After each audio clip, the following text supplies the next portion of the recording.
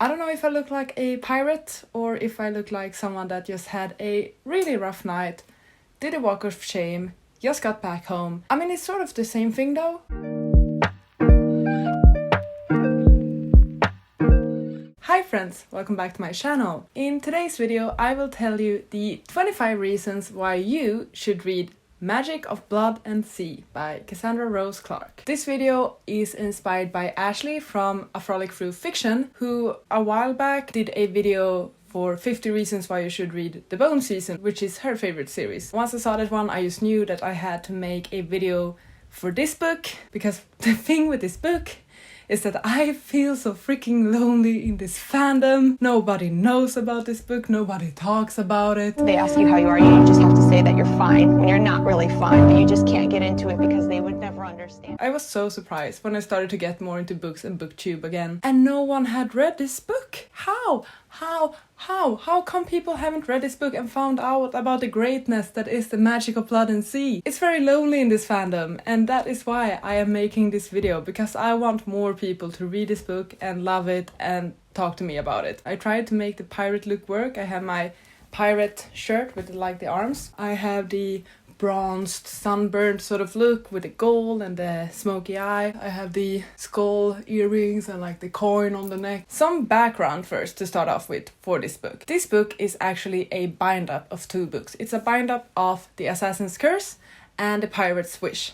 So originally this book was published as two separate books. So it is a series technically. But then I believe in 2017 this book was republished as this bind-up, Magic of Blood and Sea. So if you're curious, this is what the original books look like. This is The Assassin's Curse and this is The Pirate's Wish, and yes, they are gorgeous. These two together makes for this one. I will be talking about this series, about this duology as a whole. It's not specifically about the first book or something, it's about both of the books. Alright? Okay, good. Moving on. 25 reasons why you should read Magic of Blood and Sea by Cassandra Clarke. It is a story about pirates, assassins and magic. Everything that you could ever wish for in a fantasy book. The main character, Anana, is a very well developed and interesting character. She is very strong, brave, hilarious, and just a really cool young girl who knows what she wants and ain't afraid to get it. She definitely holds her own and she doesn't rely on any other character making her interesting. A great female lead. The book has a great first line and chapter overall, and the story will just capture you from the beginning. It has a great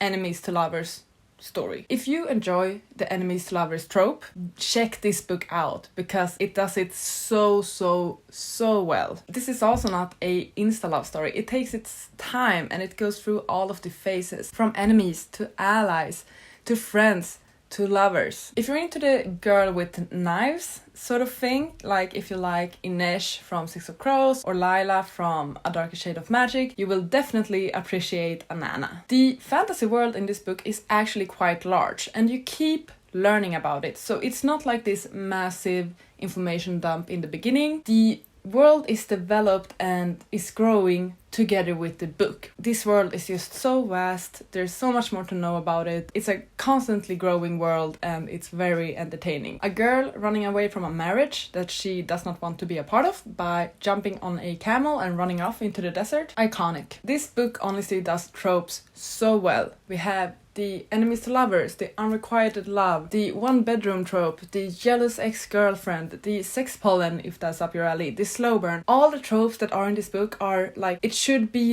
the bar for how books should handle tropes. When this book does a trope, it does it great. There is so much magic in this book. We have elemental magic, like magic with wind and water and earth and things like that. There's also blood magic, and there's also mythical creatures. Basically every sort of fantasy character that you could ever think of, but it's not messy in any way. It all works, it all makes sense. We have sapphic pirates. Honestly, that should be the one and only reason you need. The pacing in this book is so good. There is so much action. It's very rare that there are any slow moments when the characters are not moving forward. It's a very fast-paced book, but it's effective in the way that the descriptions are not lacking because the book is so fast-paced. It's not a perfect pacing, but it's a very good pacing. We do have our dark, intense, brooding, moping sort of male lead that you've seen and read about in every single book that exists. Naji is not your stereotypical male lead, I would say. Definitely very complex. He has a lot of layers. As you get to know him, you learn that he's so insecure, he's very haunted, but he also has a lot of spirits and a lot of priorities, and he himself has goals. So a very complex and intriguing male lead as well. The girl saves the guy on multiple occasions in this book. This book has some great banter in it. Not just banter, the dialogue and even like monologues and thoughts are so well written. They are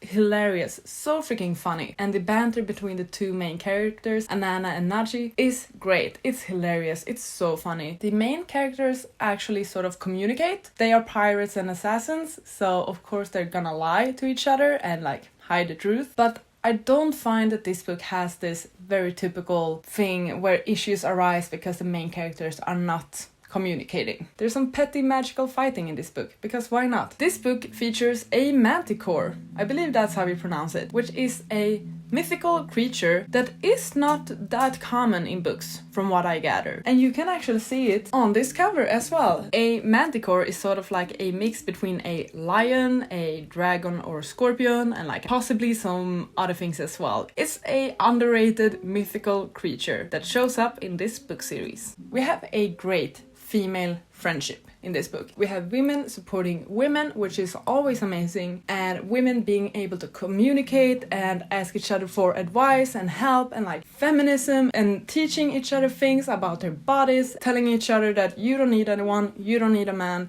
all you need is yourself, you have managed to get this far on your own, just keep it up, don't care about what anyone else thinks, you got you don't need a man to give you pleasure, you can do that yourself.